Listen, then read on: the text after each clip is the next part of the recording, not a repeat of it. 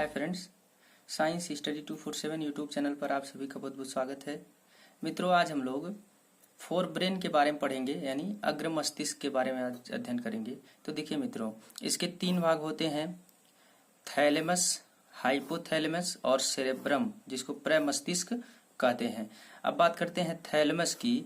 तो इसका काम क्या है? तो यह सेंसरी आर्गन्स यानी नोज, टंग, स्किन यानी नाक, जीभ और त्वचा को कंट्रोल करता है। मित्रों, ये ध्यान रखिएगा।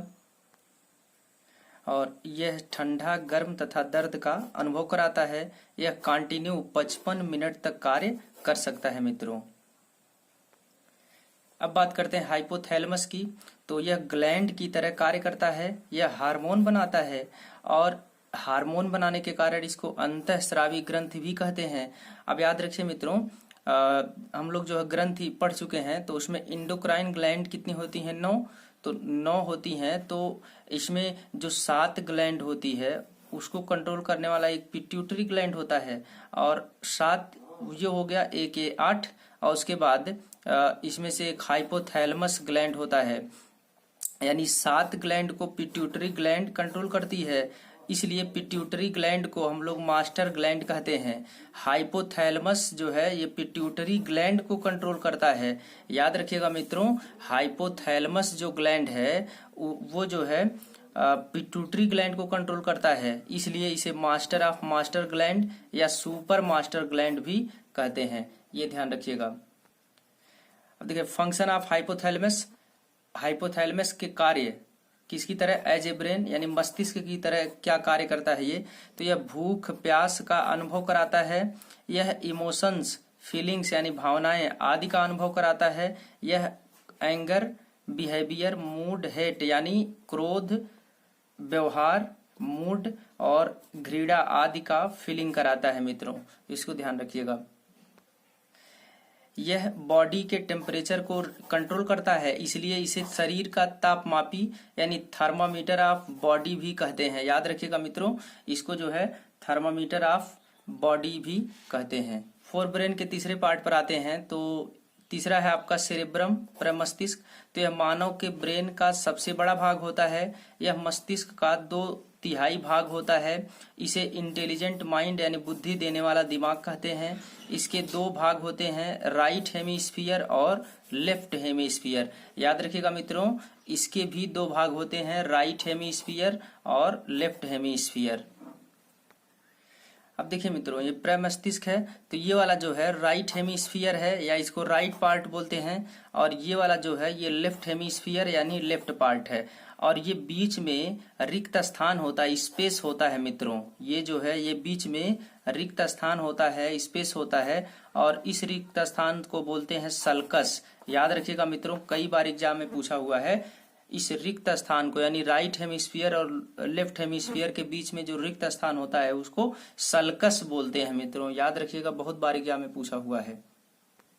नोट पॉइंट याद रखेंगे कि लेफ्ट पार्ट राइट पार्ट को कंट्रोल करता है और राइट पार्ट लेफ्ट पार्ट को कंट्रोल करता है। इसको ध्यान में रखिएगा मित्रों। अब बात करते हैं फंक्शन ऑफ राइट हेमिस्फीयर। तो यह thinking, creativity, art, writing skill यानी और imagination power, music awareness, 3D form आदि के लिए रिस्पॉन्सिबल होता है, और यह पार्ट फीमेल में ज्यादा डेवलप होता है। मित्रों, याद रखिएगा, यह पार्ट जो है फीमेल में ज्यादा डेवलप होता है।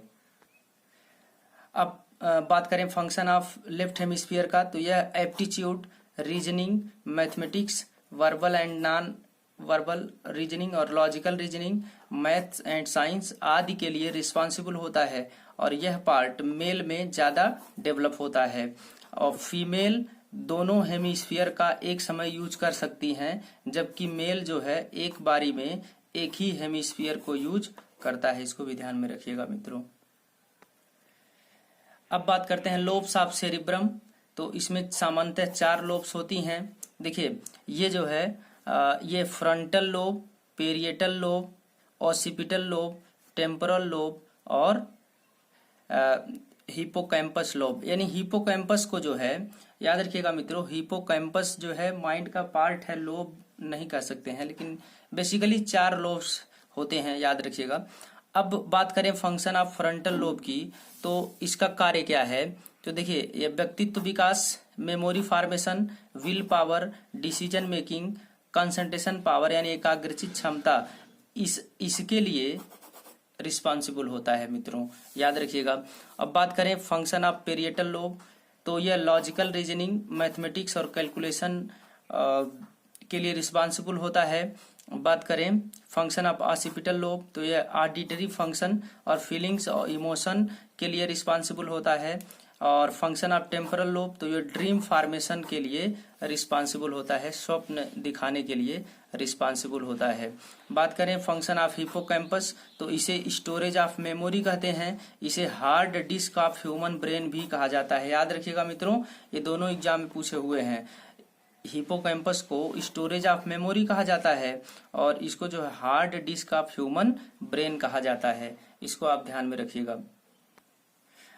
अब इम्पॉर्टेंट फैक्ट की चर्चा करेंगे। देखिए, एमपीडी एक बीमारी होती है, एमपीडी, और इसका फुल फॉर्म है मल्टीपल पर्सनालिटी डेवलपमेंट, यानी इस बीमारी में फ्रंटल लोब खराब हो जाता है और इस बीमारी में एक व्यक्ति के अंदर कई व्यक्तियों की पर्सनालिटी आ जाता है। याद रखिएगा मित्रों, इस बीमारी में एक व्यक्ति के अंदर कई व्यक्तियों का पर्सनालिटी आ जाता है।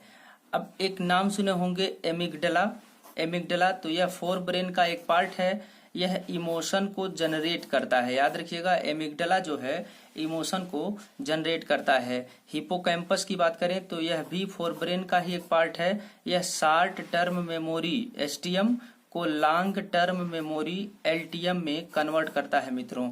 याद रखिएगा, यह जो है शॉर्ट टर्म मेमोरी को लॉन्ग टर्म मेमोरी में कन्वर्ट करता है, यानी एसटीएम को एलटीएम में कन्वर्ट करता है। यानी एसटीएम हिपोकैम्पस द्वारा न्यूरोट्रांसमीटर की उपस्थिति में ये जो है एलटीएम में कन्वर्ट होता है। अब अगर किसी दिन न्यूरोट्रांसमीटर में खराबी आ जाती है या इसमें कमी होती है तो ये एसटीएम या एलटीएम में कन्वर्ट नहीं हो पाता है और इससे एक बीमारी हो जाती है जिसे कहते हैं अल्जाइमर, और इसी को शॉर्ट टर्म मेमोरी लॉस कहा जाता है। याद रखेंगे मित्रों, इसे जो है शॉर्ट टर्म मेमोरी लॉस, बीमारी का नाम अल्जाइमर और इसमें क्या होता है शॉर्ट टर्म मेमोरी लॉस। एक टर्म सुने होंगे ईईजी, इलेक्ट्रो इंसेफेलोग्राफ, ये जो है ब्रेन के फंक्शन को देखने के लिए यूज किया जाता है। और अब इसी संबंधित देख लें, नेशनल ब्रेन रिसर्च सेंटर कहाँ है, तो गुरुग्राम में है। याद रखेंगे, national brain research centre Gurugram में है। अब देखिए, कार्पोरा क्वार्डिजेमिना, यह मिड ब्रेन का एक पार्ट है, यह सुनने तथा देखने के लिए उत्तरदायी होता है। अब अगला point, respiration rate, pulse rate, heart beat, BP आदि को मेडुला ऑब्लोंगेटा कंट्रोल करता है। याद रखिएगा मित्रों, ये जो है respiration rate, pulse rate, heart beat, BP आदि को कौन कंट्रोल करता है, तो इसका आंसर होगा मेडुला ऑब्लोंगेटा। नर्व सेल का डेथ होना बायोलॉजिकल डेथ कहलाता है, यानी जैविक मृत्यु कहलाता है मित्रों। याद रखिएगा, नर्व सेल का डेथ हो जाना बायोलॉजिकल डेथ कहलाता है। अब देखिए, एक पॉइंट याद रखेंगे, निसेरिया मेनिंजाइटिडस, तो इस बैक्टीरिया के कारण मेनिंजिस में सूजन हो जाती है, जिससे एक बीमारी हो जाती है जिसको मेनिंजाइटिस यानी मस्तिष्क का बुखार कहते हैं। याद रखिएगा मित्रों, ये जो है निसेरिया मेनिंजाइटिडस बैक्टीरिया के कारण होता है। अब बात करेंगे स्पाइनल कार्ड यानी मेरुरज्जु की, तो यह प्रतिवर्ती क्रियाओं यानी रिफ्लेक्सिव एक्शन को रेगुलेट करता है। प्रतिवर्ती क्रिया, इसका पता सर्वप्रथम मार्शल हॉल ने लगाया था। याद रखेंगे, प्रतिवर्ती क्रिया का पता सर्वप्रथम मार्शल हॉल ने लगाया था। इसका एग्जाम्पल है छींक आना, सांप को देखकर पीछे हट जाना, किसी गर्म चीज को छूने पर हाथ हटा लेना आदि। इसे जो है सेकेंडरी ब्रेन यानी दूसरा दिमाग कहते हैं। और जब ब्रेन बहुत बिजी होता है तो ब्रेन स्पाइनल कार्ड को सिग्नल देता है और स्पाइनल कार्ड एक्टिवेट हो जाता है। याद रखेंगे मित्रों, जब ब्रेन बहुत ज्यादा बिजी होता है तो उस समय जो है यह स्पाइनल कार्ड को सिग्नल भेजता है और तब स्पाइनल कार्ड एक्टिवेट हो जाता है और अपना काम करने लगता है। देखिए, ब्रेन के अंदर जो नर्व्स होती हैं वो 12 पेयर्स होती हैं, 12 जोड़ी, यानी संख्या में देखें तो ये 24 होंगी। और स्पाइनल कार्ड के अंदर जो नर्व्स होती हैं वो 31 पेयर्स में होती हैं। बात करें अगर संख्या में तो 62 नर्व्स होती हैं या 31 पेयर्स होती हैं। अब बात करते हैं नर्वस सिस्टम तंत्रिका तंत्र की। तो यह सेंसरी आर्गन से प्राप्त इंफॉर्मेशन को ब्रेन तक पहुंचाता है और ब्रेन से इंफॉर्मेशन को बॉडी के डिफरेंट पार्ट तक पहुंचाता है। याद रखिएगा, नर्वस सिस्टम का यही कार्य है कि यह सेंसरी आर्गन से प्राप्त इंफॉर्मेशन को ब्रेन तक पहुंचाता है और ब्रेन से इंफॉर्मेशन को बॉडी के डिफरेंट पार्ट तक पहुंचा देता है। इलेक्ट्रिकल इम्पल्स के द्वारा इंफॉर्मेशन पहुंचता है। याद रखिएगा, विद्युत आवेग यानी इलेक्ट्रिकल इम्पल्स के द्वारा ही इंफॉर्मेशन एक जगह से दूसरे जगह पहुंच पाता है। नर्व सेल यानी टिश्यू में जन्म के बाद कोई विभाजन नहीं होता है। Very most important part, nerve cell या टिश्यू में जन्म के बाद विभाजन नहीं होता है।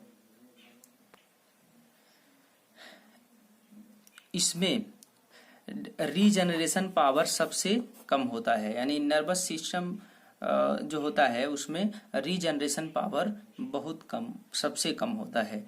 Types of nervous system, nervous system के प्रकार क्या है? तो नर्वस सिस्टम 2 प्रकार के होते हैं। कौन कौन होता है? तो पहला है सेंट्रल नर्वस सिस्टम यानी CNS, इसको केंद्रीय तंत्रिका तंत्र बोलते हैं। और इसका काम क्या है? तो यह बॉडी के मिडिल पार्ट में होता है। इसके अंतर्गत ब्रेन और स्पाइनल कार्ड यानी मस्तिष्क एवं मेरुरज्जु आते हैं, इसको ध्यान में रखिएगा।